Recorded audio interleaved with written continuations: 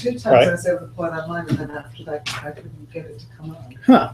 But I think I've actually studied some of these a couple of times before, so I'm gonna. You'll be fine, because actually we're in Mishnah 13 of chapter 9, which is its own topic. So no prior Mishnah needed. it's a standalone Mishnah. And then chapter 10 is a whole different topic as well. So we're in chapter 9, Mishnah 13, and we are dealing with the issues of lending somebody and taking a pledge, or collateral, we might call it in modern English. So the basic idea of taking collateral is, I've given you $500 and I'm going to hold on to your diamond ring until you pay me back the $500. That way I know that I'm going to get my money. And if I don't get my money, I got the ring and I can sell it. Right? So that's the basic idea behind a collateral or a pledge, as our text is going to call it. But the Torah was very concerned with how this would be handled. So the Torah said, you're not allowed to go into the house to collect the pledge. The person has to bring it out to you. Also, you're not allowed to take as a pledge the millstone, the thing that was used for grinding your bread. Again, we always forget what ancient life was like. You would have a sack full of grain that you would grind into flour, and then you would make your food. And so if you're missing the stone that you would use for the grinder, because the mill had 2 pieces, an upper stone and a lower stone. And if you were missing the upper stone, then you can't grind with just your fingers. So that meant you would be hungry, even though you actually had the grain that you could have made it with. So that was not allowed. And then there's also specific mention made about a widow's garment you can't take as pledge.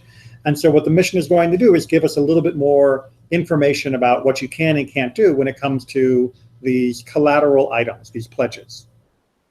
Sound good? All right, should we just take turns reading? All right, so Laura, since you're on my left, which means I pointed to you first, would you like to fire away for Mishnah 13? Mishnah 13. So we're starting with number 1. If one lent one's fellow, he may exact a pledge from him only with the permission of a court, and he may not enter his house to take the pledge, as it states, you shall stand outside. All right, so exact a pledge here means seize the pledge, take the pledge. So you can only take the pledge when the court says, yes, you are now authorized to take a pledge because of this loan and its current status, therefore take it. You got the wrong one? No, you have it right. It's just that it's almost the last page. It's the last page.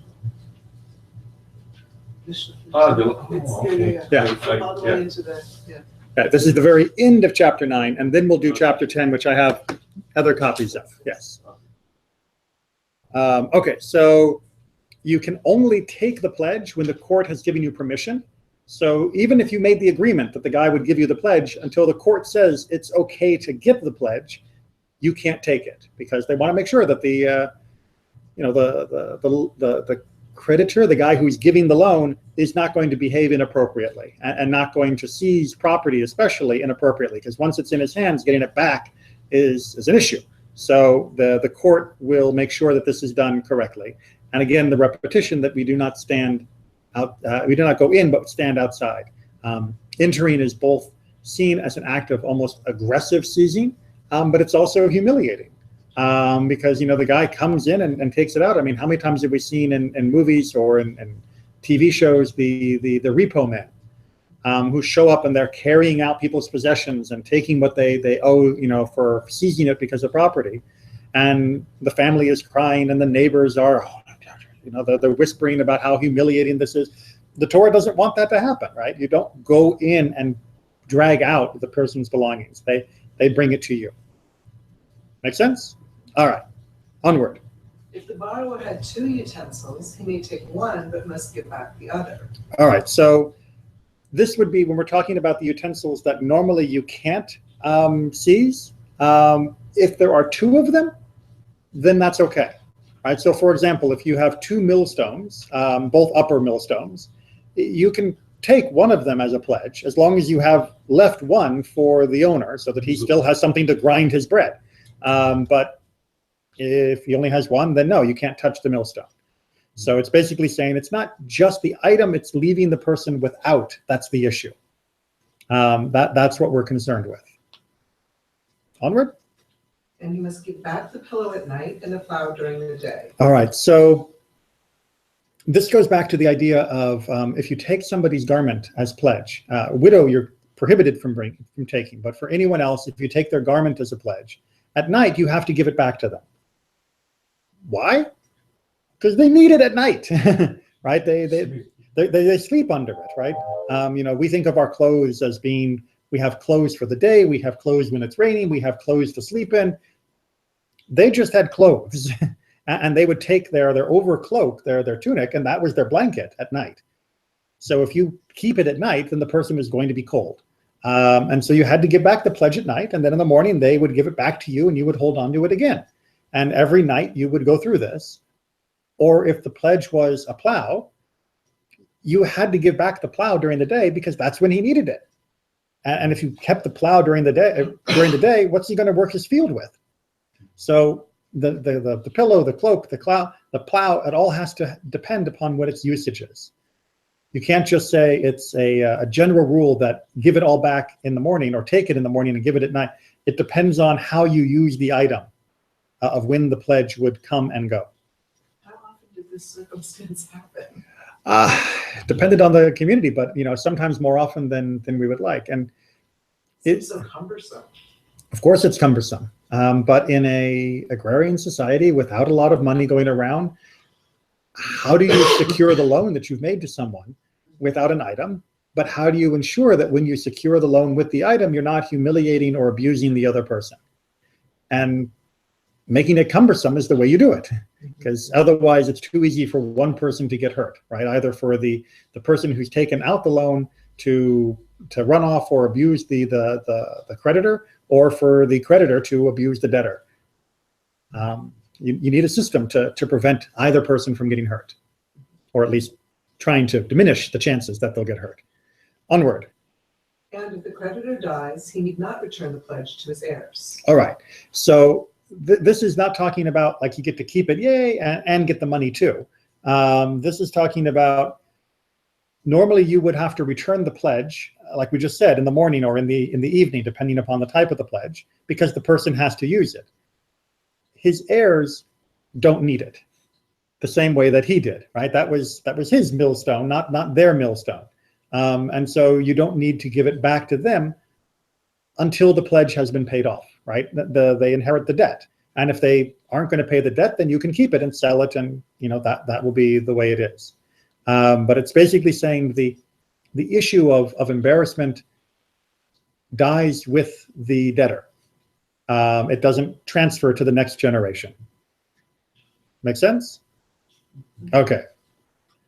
Rabban Shimon ben Gamliel says, even to the debtor himself, he need only return the pledge within 30 days of the loan, and after 30 days, he may sell it with the consent of the court. All right, so this collateral and this delicate concern of giving it back at night and getting it in the morning and not embarrassing him and all of that, there's a time limit on that. So like you said, this is cumbersome. This should not be going on for 5 years worth of a loan.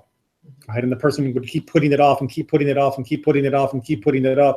No, you got 30 days. Once we've reached a level where I'm taking the collateral, actually holding the collateral, not just having it secured by a contract, but I'm holding onto it, that is like the final stage of collection.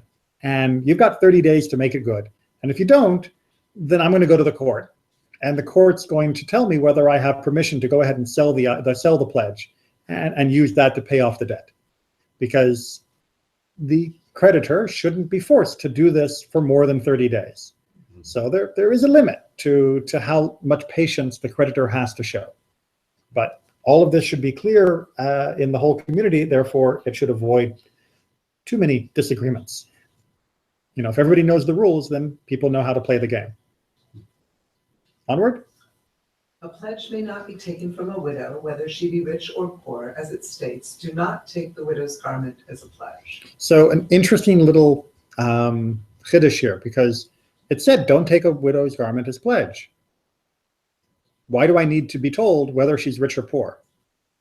Because you might have thought the only reason that the Torah was worried about me giving back or not taking the garment as a pledge from a widow would be because widows were more often poor than other people because they had lost their connection to some parcel of land that would be producing a stable livelihood, income.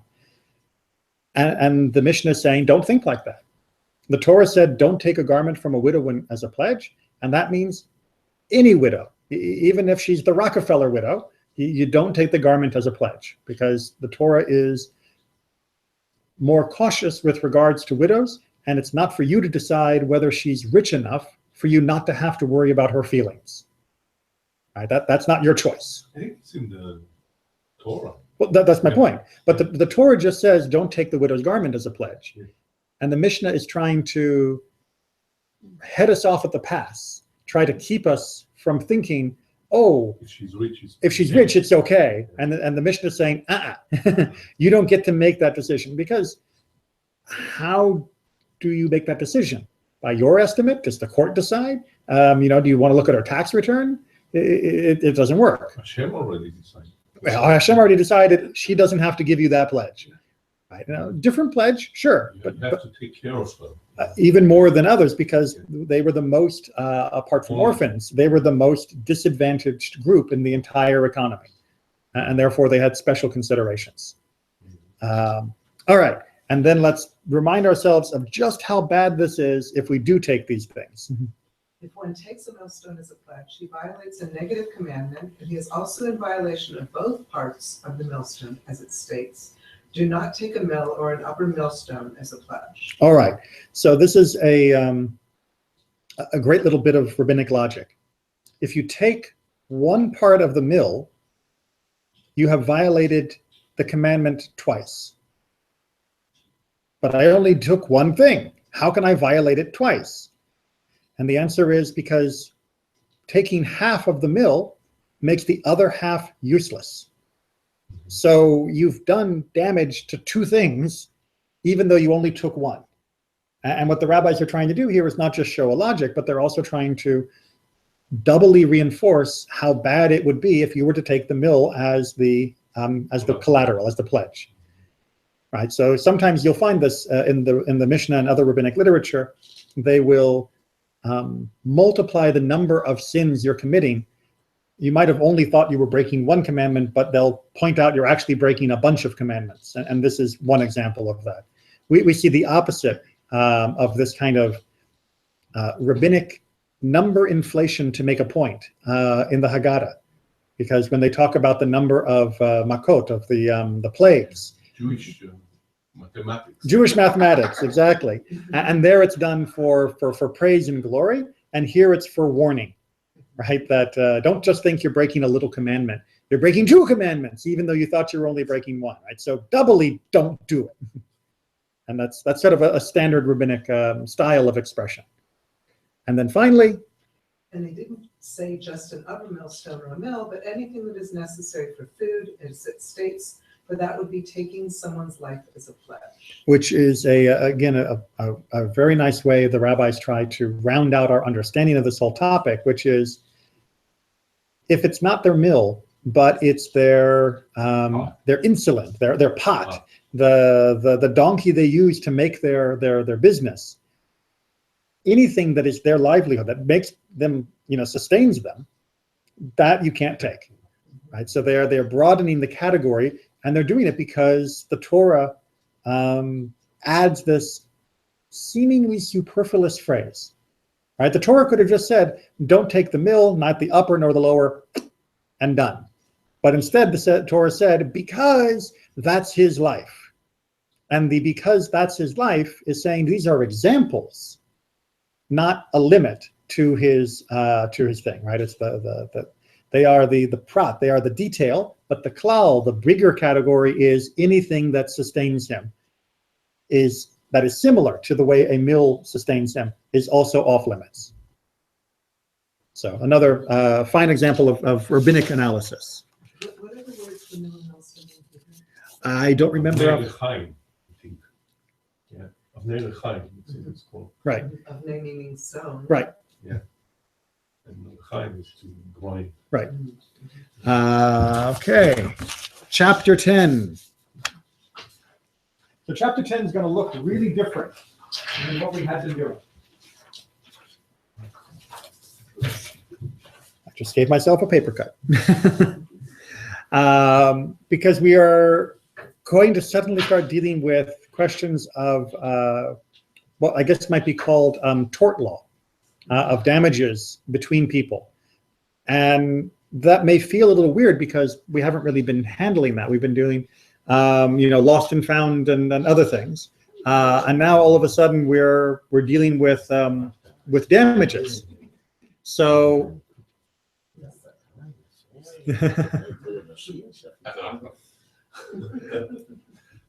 it's okay.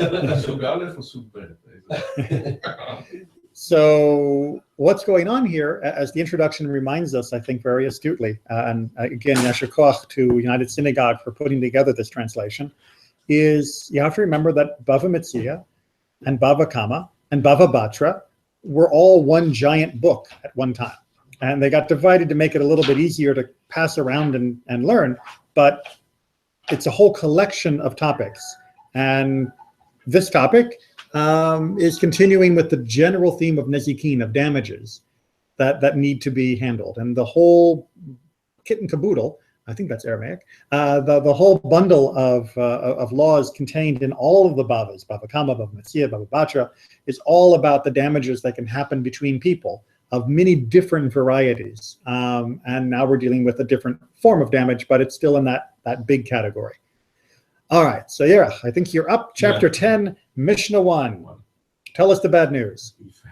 If a house, the first story, and an upper room, the second story, belonging to two persons, each owning one, fell down, the two share in the wood and the stones and the earth. All right, so it's good that our real estate agent showed up, because I bet they didn't teach you this in your real estate classes, right? So in chapter 10, right? Chapter 10, Mishnah 1. So I would be willing to wager we don't have houses like this anymore. And this is owned by Frank, and this is owned by Tom. And it's one building, basically, but he owns the top and he owns the bottom, right? And there's an earthquake, right? Which happens in Israel. And so the house is broken, and now you've got a pile of the debris. It's stones and wood and dirt and all the stuff that you use to build a house with. Who gets it, right? Because this pile is a mixture of the two houses, of the two properties. So it's not in proportion for the area? Well, they are sharing, right? So this is what they mean by sharing, is that they have to split, they have to divide it based upon what's there. But there's a bit of a problem, right? And we're going to go into more detail on this in some other Mishnayot, but there are good stones and there are bad stones. There's good wood and there's bad wood. Everything's in proportion. Well, the good stone is in proportion to your area. Let's say if they are the same area, so it's 50-50, and all the good wood, everything is in proportion. If there is no other way to tell whose rock belongs to whom, you're right. But the Mishnah is going to add a little bit of a wrinkle, right? And they consider which stones were the more likely to have been broken. Right, and by they, it doesn't just mean them, it would mean also the Beit Din. So, for example, imagine the lower house was hit by a tree, right? Maybe it wasn't a complete, top to bottom, but maybe there was like a little balcony and a tree hit it, knocked the lower part down, and then the upper house slid, the upper chamber slid because the lower house collapsed. Well, the lower house is probably going to have more broken stones. Its wood is probably going to be more broken. So when you're digging through the piles and you find a bunch of broken rocks, probably proportionally going to belong more to Tom than they do to Frank. Most of Frank's rocks just sort of rolled down after the collision. And so Frank is probably going to get more of the nice rocks than Tom, because the court is going to have to assess if there's a way to tell by what's more likely who gets which from the rubble. As even more so, B, if one of them recognizes that some of the stones were his, he may take them and they count as part of his share. I know what you're thinking, right? If I knock over the fireplace or the wall outside your house, how many of you could identify the bricks that were from that fireplace or that house, right? Now, imagine you live in a house smaller than this room, and those bricks and those stones are what you see every single day, the only things you see every single day. And you've lived there for your entire life. And some of those stones are, you know, the shelf where you put your candles for, or your oil lamp for lighting. And some of those shelves are where you keep the tools for your work. And you would get to know some of those rocks pretty well. So if you can say that rock is mine, I know that rock was under my fireplace for the last 15 years. I've cleaned that rock every day, or this rock, that's where I slept. The first thing I saw in the morning every day was that rock under my head. Then that's your rock. Yeah, but you should have evidence, because what happened if is wall against wall, like, oh, there's a pretty stone. Yeah, it's also my stone. Okay, and the other one say, yeah, it's also my stone. Right. So believe it or not, this is based first on the idea that you can trust people.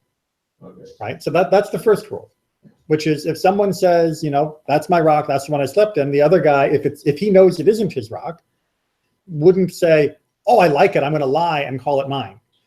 However, we've already talked in some of the other places about what happens if two people claim the same property. Then the court has to make a determination. And sometimes it means splitting it, and sometimes it means taking an oath to prove that it's yours.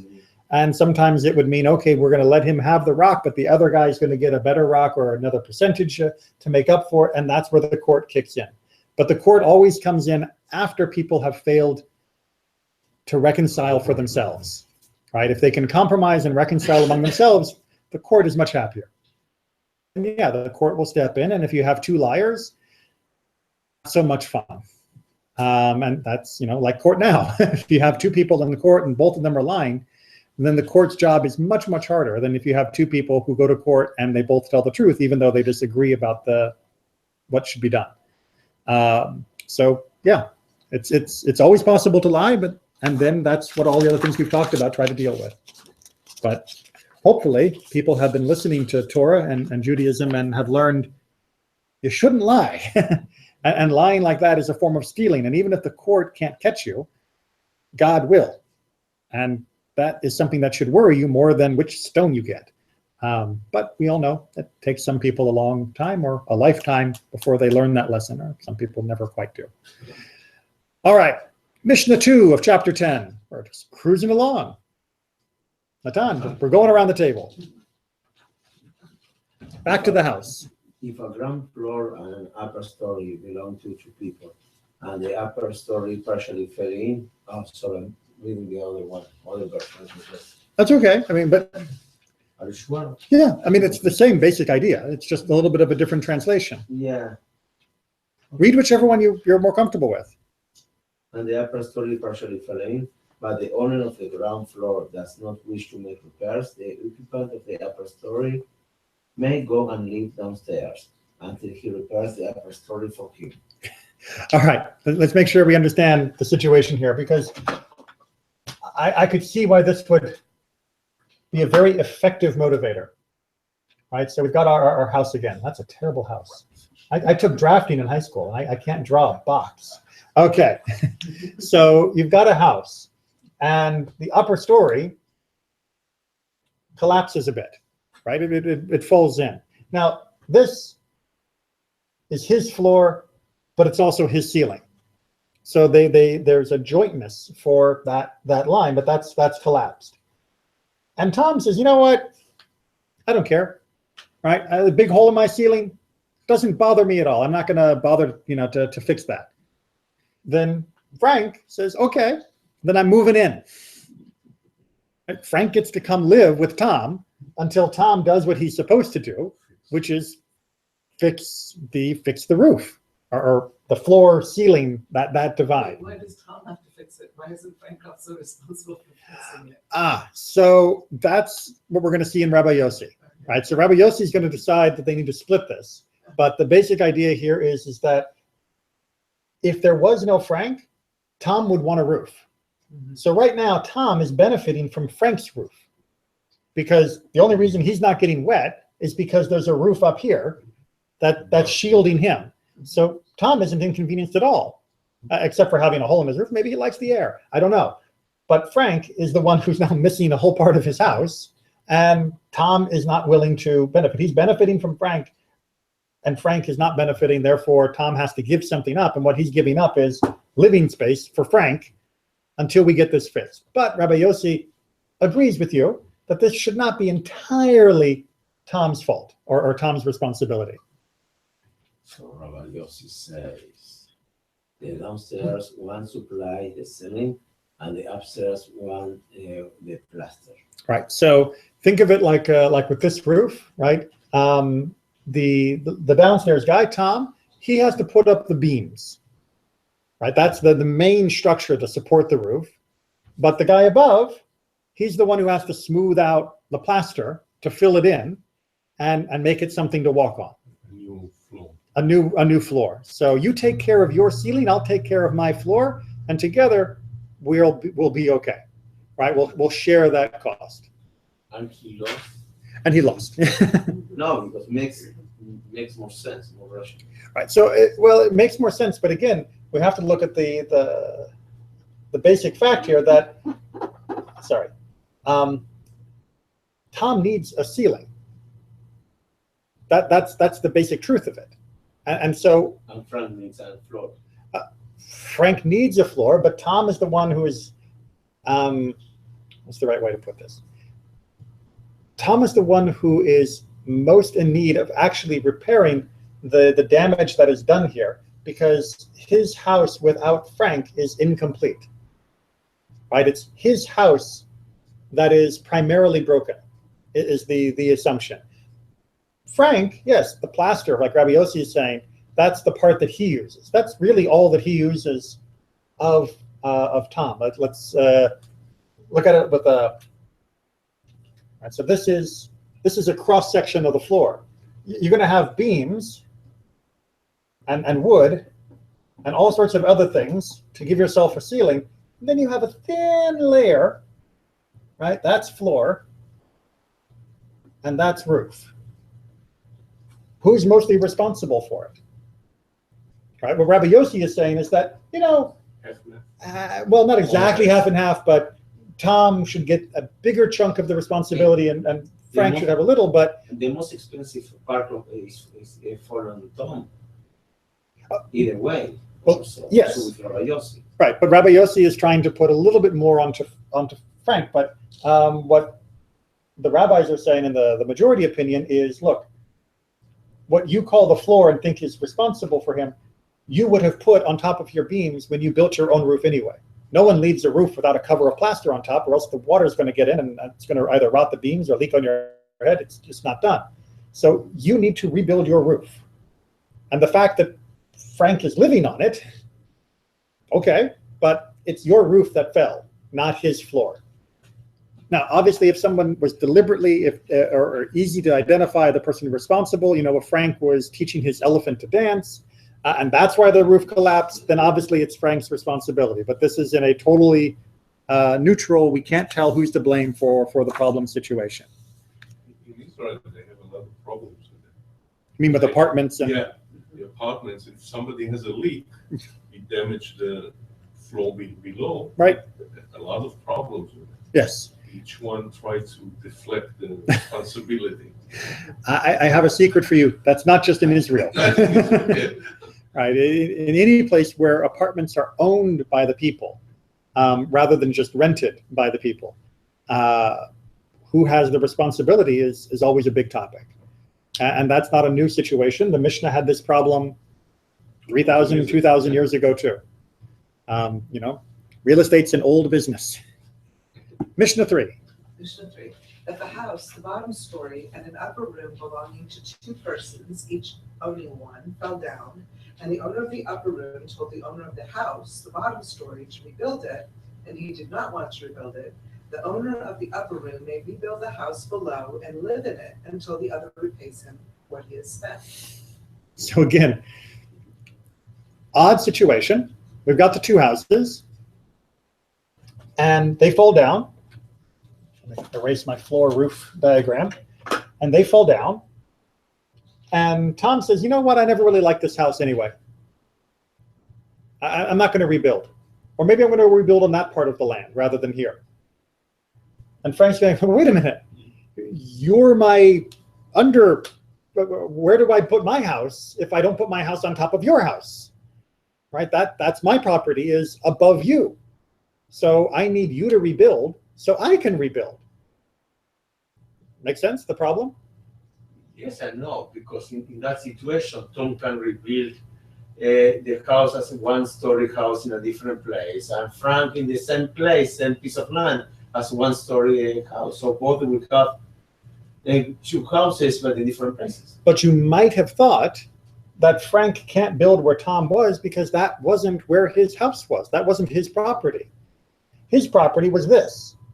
Yeah, but he abandoned the property and moved to a different place. So now, now he can build as a first floor. But how do you know he abandoned it? I mean, Tom doesn't, but that doesn't. Refuse to rebuild it. But it might still be his land, right? It could be his land, and he sold the property above his house to Frank, and now Frank owns that room above his house, but he doesn't own the land underneath the house. So he doesn't have the right, you might think, to build on the land. And what the rabbis are saying is yes and no. He doesn't have the right to build on the land and just live there forever, even if Tom says, I don't want to build my house. But what he can do is go ahead and rebuild Tom's house and live in it until Tom pays him back, and then he can build his house on top of it. Coming to the same solution, as you were saying, where he'll just build here, and if Tom wants to live somewhere else and he doesn't, then that's okay. But technically that's giving him, ooh, that's quite a saw. Technically that's giving Frank special permission that he normally wouldn't have. But it's kind of like the old joke of the guy in New York who wants to build a sukkah. And so he puts the sukkah up on the roof of the building, and the landlord says, you can't build that on the top of the roof, it's against the roof.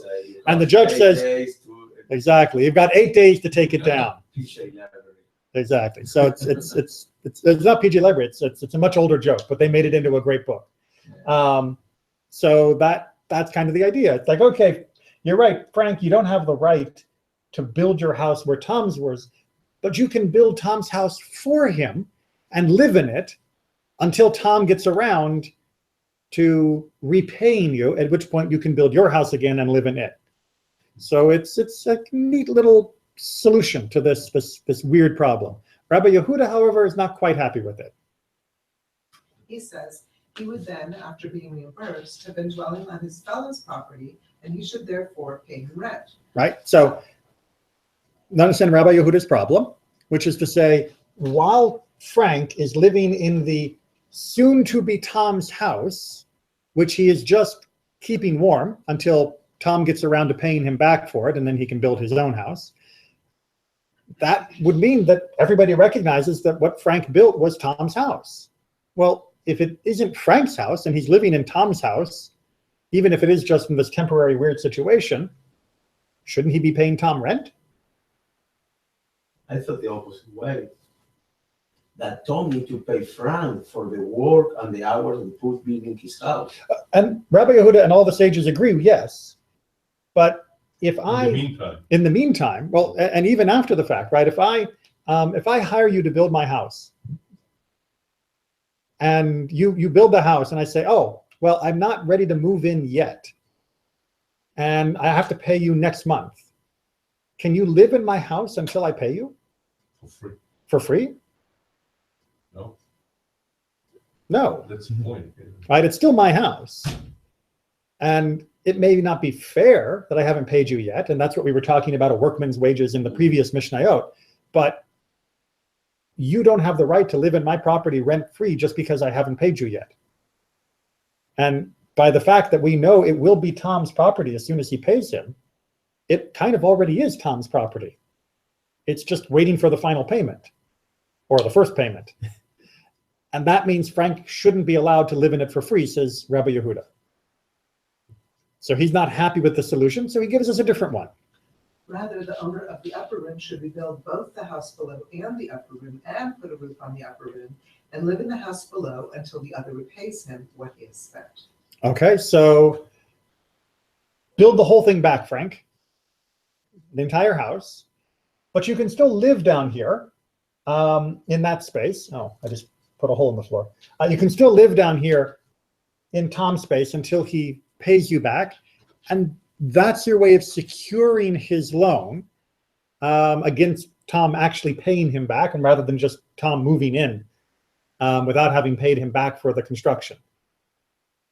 And that, says Rabbi Yehuda, would be fairer, because then you're not exactly renting the property, right? It's not really rent. You're just living there even though you have the other space, right? It's not like you're living there because you have nowhere else to be.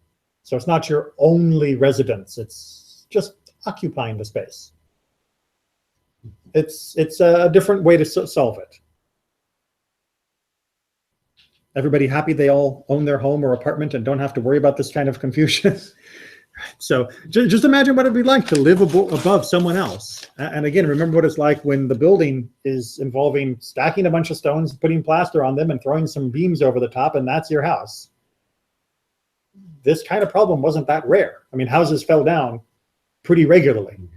And if you had 2 stories to a house, and often you would want to, remember we talked about if you're in a village or a walled city, the space was at a premium. That's why we remember we talked about the rights of people for how much warning you had to give them if they had to leave the house in the city and all of that. So people would build up. They would sell the room above, right? Okay, so you want to live up there? Fine, you can. I'll sell you that rather than rent it to you, and that will be your house in the city. But then you have these problems. You know, when I lived in Israel, there was the same problem because it was 2-level stories, 2 stories houses, and some people wanted to expand it. Let's say the guy on the bottom wanted to expand the house. Right. The guy on the top, some of them were sneaky. They said, "Oh, okay, you can. Yeah, I give you permission to do this." Wait a minute, it costs money to build, and then you're going to build on top of it. You have to pay for the foundation, foundation and everything. Yeah. Right, the plumbing. There was problems with it. Of course. Oh, I'm sorry. Don't know who that is, so they go to voicemail. Well, I mean, if it's a number that I know that's an emergency, I'll take, but otherwise it's just... Okay, Mishnah 4. Similar problem, but now we're moving outside of houses. Because it's not only houses that can fall down. So I think Yerach, you're up? My turn. Your turn. Okay, Mishnah 4. 1. So too, if an olive press was built in a rock, and another had a garden on top of it, and the olive press was in part broken down, the owner of the garden may come down and sow below until the other builds the ceiling of his olive press. All right, another chance for Rabbi Neely's great artwork. Okay.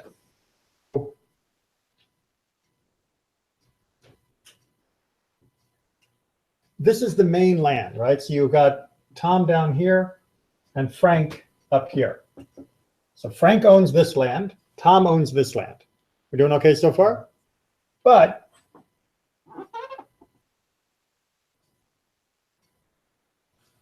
there's an olive press built into the rock down here, right? And that's Tom's olive press. But the olive press breaks, right? The roof collapses, falls in. Well, Frank was farming that, right? That was his garden. That's where his vegetables were. So Frank has just lost part of his land because Tom hasn't fixed the roof of his olive press again. What's the solution? Frank can plant down there until Tom gets around to fixing it. And then when Tom fixes it and we've got the land back up again, then the farm goes back up. Makes sense. Makes sense? It's the same idea of Frank living with Tom until Tom fixes the roof. Frank can plant on Tom's property, only the area that was lost, until Tom goes ahead and fixes the roof of the press, the ground. Make sense? Good. Weiter. 2. If a wall or a tree fell into the public domain and caused damage, the owner is not liable to make restitution. All right. This is the insurance companies call act of God. All right. If a tree falls in the street and it crushes a cart, it smashes into a wall, it breaks somebody's window, the owner of the tree is not responsible. Trees fall. It happens. Right? It's not my fault. Unless A, if a set time had been given to him to cut down the tree or pull down the wall, and they fell down within the time, he is not liable. go ahead and do B. Yeah. If after that time, he is liable. All right. So your homeowners association or the city comes to you or the Beit Din and they say, look, that tree is like, and it's dying. It's going to fall. And when it falls, it's going to cause damage. You have until March 1 to get that out of here before it does any damage. And on February 28th, it falls. You're not responsible. On March 1 and it falls, you are responsible. Right? So even though you've been warned, if it falls during the time that you were given to clear it, you're still in that window of non-responsibility.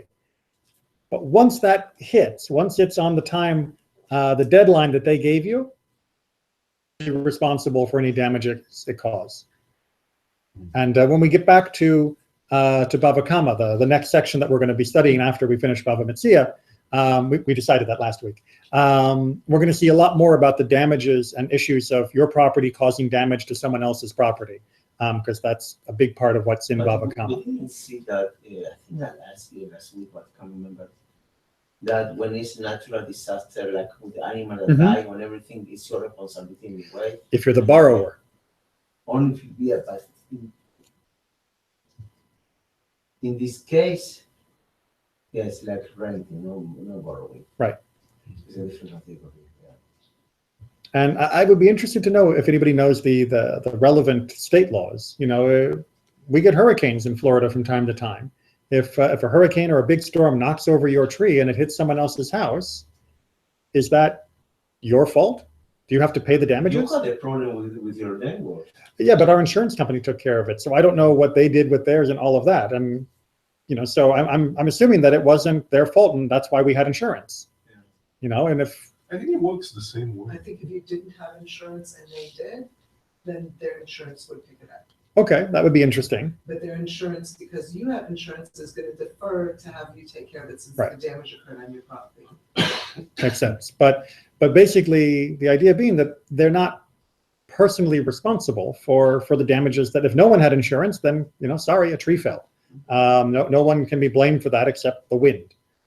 And that's what's happening here. But if you were warned, right? If the appropriate authorities warned you that this was a danger, your wall is leaning over, your tree is dying, this is, branches are falling all the time, that thing's going to come down, and when it does, it's going to be bad. Now, once the time has expired for getting rid of it, when it causes damage, you're on the hook. Okay. Mishnah 5. Yeah, I think we can do this. Let's hit it. All right, Natan. It was the term. Is it really? No, this way. No, we went. Yerach went last, and then you. Well, do you want to skip? You can skip if you want. It's okay. This isn't high school. You can. Elementary school. If once were a bat. A bat was near. Against. Against, yeah. We're going to be back to my picture. Okay, near another's garden, and it fell, and he said to him, "Clear away your stones." To which the other replied, "They are yours." We did not listen to him. Who is him, the first or the second? The first. The one whose walls fell. Bless you. Excuse me. Oof. Too much dry erase dust. All right, so that's my wall, or Tom's wall, right? And the wall falls into Frank's garden. And Frank says, hey, man, your wall, it fell in my garden. Get your stones. And Tom says, keep them. You can have the stones if you want. No, you get your stones out of my garden, right? You can't just abandon the rights to the stones in my property. You have to come and take them if I tell you to come and take them. That's what the first part of the Mishnah is saying. So you don't need to pick up. Yep. If Frank tells him, no, I don't want your stones, take them. However, if after he accepted, he said to him, here, take your expenses and I will take what belongs to me, we do not listen to him. But imagine Tom told him on day one, you keep the stones, no problem. And Frank says, you know what? Okay, I'll take the stones. And Frank begins moving them and building a little wall somewhere else, or he's going to make a little patio, whatever. And then Tom says, a good idea, actually. I could have used those stones. Tell you what, Frank, here, let me pay you for the work that you've already done and give me back the stones. Once you made the deal, you made the deal. Right? So Tom has to take the stones if Frank says take them. And once Frank has agreed to accept the stones instead of Tom clearing them, Tom can't change his mind later. Good?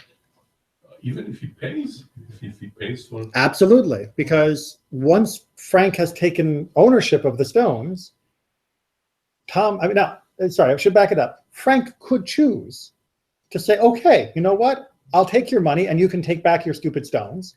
Frank has the right to accept the payment. Yeah. But if he refuses the payment, Tom can't take him to court to get his rocks back. Right? So yeah, all of this depends on Frank not wanting to cooperate. Right? Any place Frank says no, the court will back him up. Make sense? Makes sense. Okay. Onward. If one has a laborer to work with him with stubble or with straw, and he says to him, give me my wages, to which the other replies, take what you have done for your wages. We do not listen to him. Right? So someone comes to help you work, and it gets to the end of the day, and we talked about this before, about how important it is to pay somebody for their work in a timely way. I'm a little short on cash. Tell you what, why don't you take some of the straw or the stubble or whatever we're working with, and you can use that for your payment. It's not the deal, right? That you're changing the way you're going to pay late moment. Then the worker can say, no, I want the money, right? Give me the cash, right? What was show me the money, right? Right? That you're not allowed to change it. However, if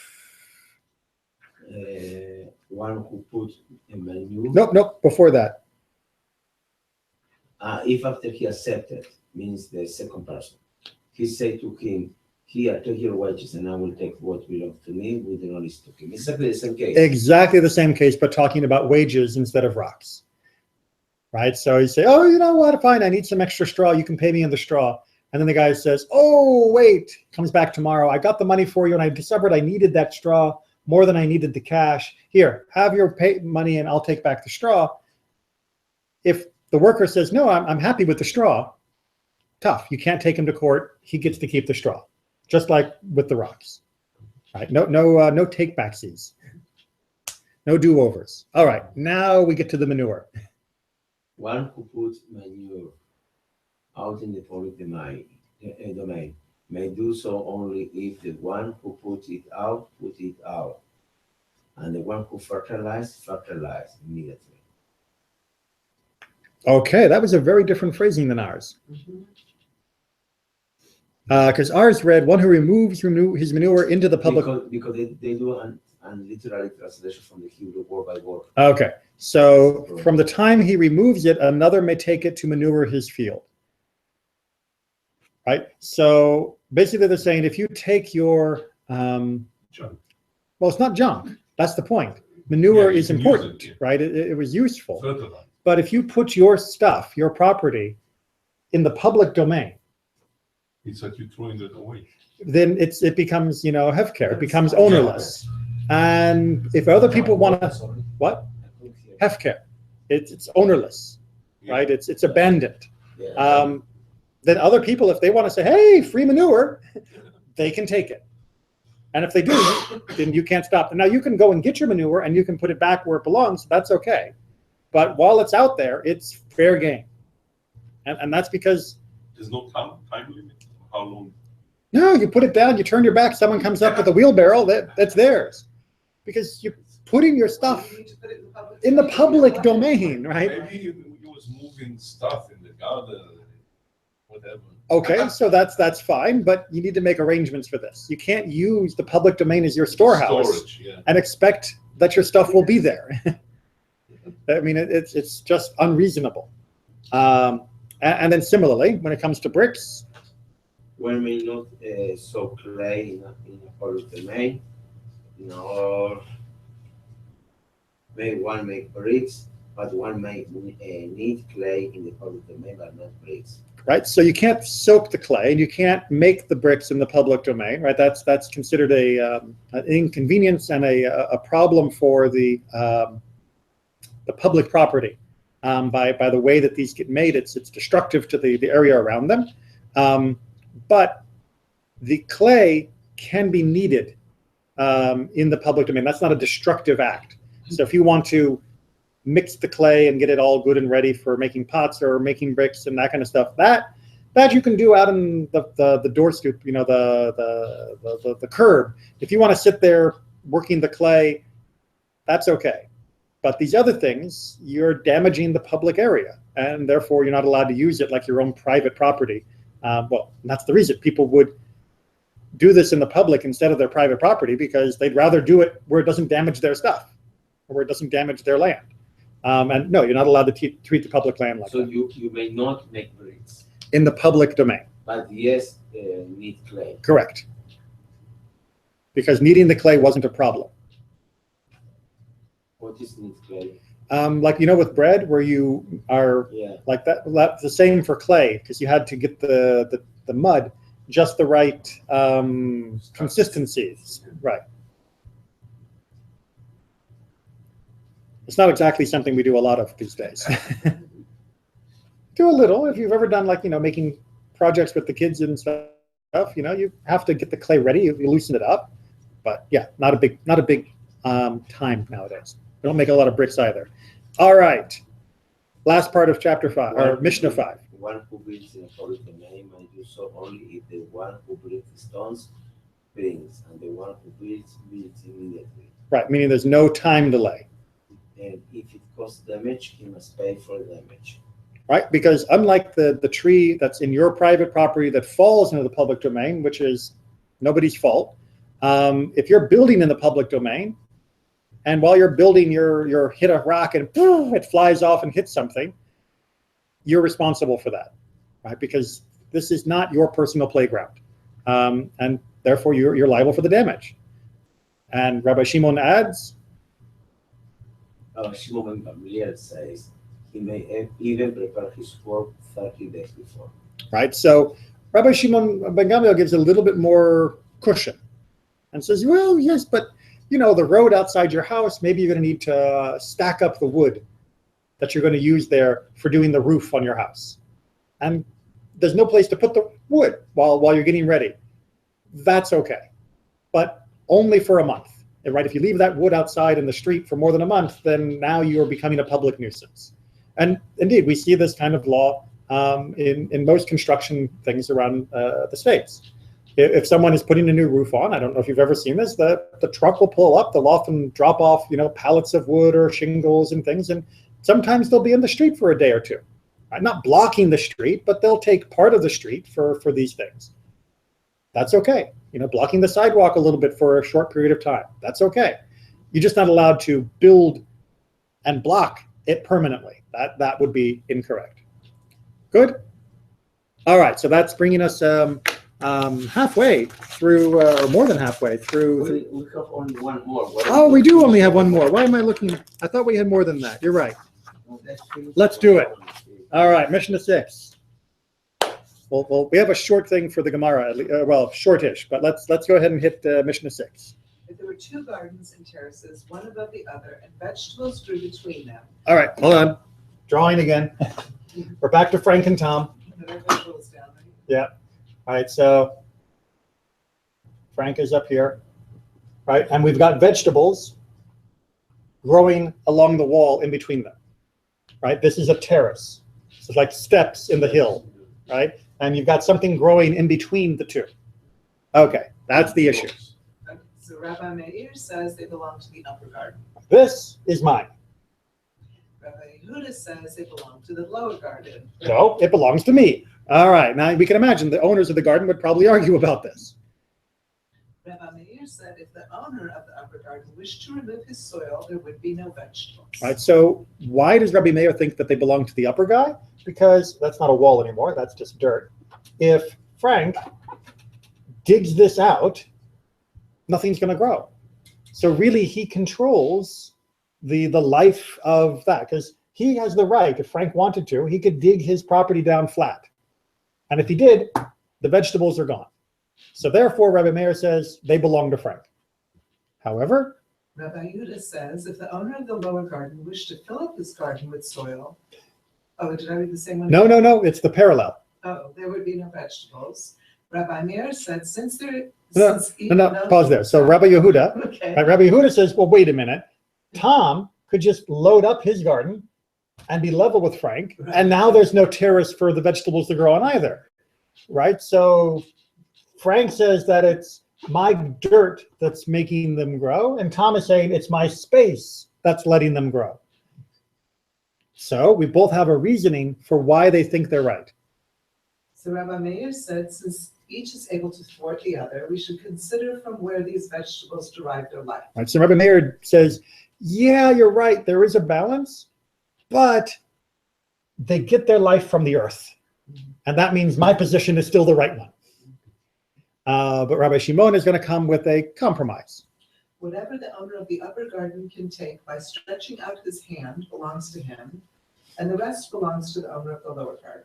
Right, so Rabbi Shimon says, look, Frank can come out and he can lay down on the ground and he can pick up all the vegetables from the wall, or the dirt between them, and whatever he can reach, that's his. And for Tom, whatever is left over. It's very low, but it's very high. Tom has an upper hand. Aha, upper hand. I like it. Yes, but that is trying to reflect the reality, right? If the wall is very low, then almost all of it's going to go to Frank. But that's reasonable because it really is just mostly his property that's sticking right next to it. But if it's way up here, then really, does Frank own all this dirt? I mean, is that really his? Kind of, sort of, technically, yeah, but the area under his control that he's responsible for, that's really just in the area he can reach. And therefore, that should be the area that he can claim. But notice the upper guy gets first pick, right? Because Rabbi Shimon is kind of agreeing with Rabbi Meir that it is the earth that makes the vegetables.